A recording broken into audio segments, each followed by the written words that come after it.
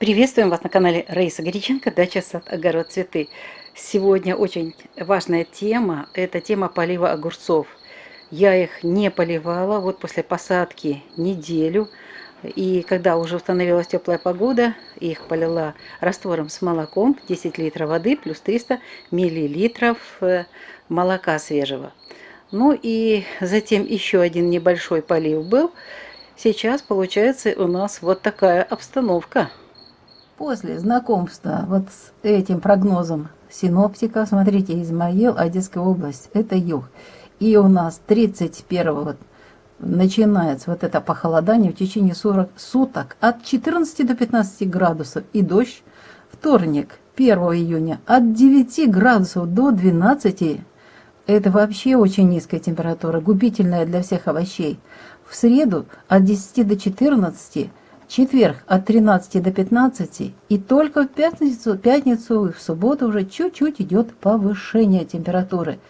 Вот придется отказываться от полива, который я обычно провожу в Козероге перед знаком Водолей. Вот вы посмотрели погоду, да, какая погода. Для огурцов это убийственная температура, тем более влага.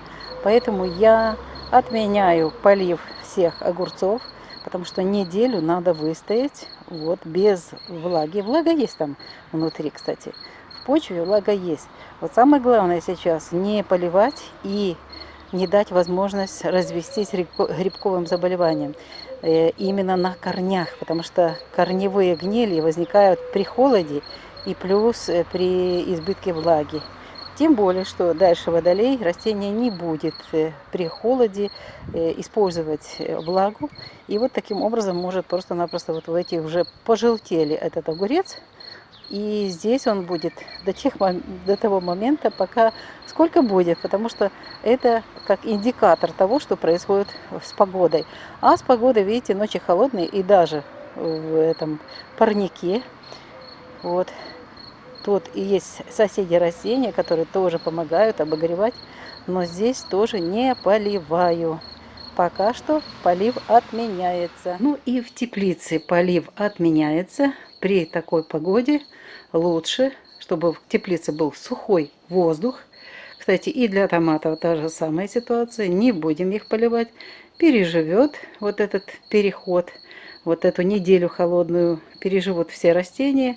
И, естественно, затем мы уже их польем, когда установится теплая погода.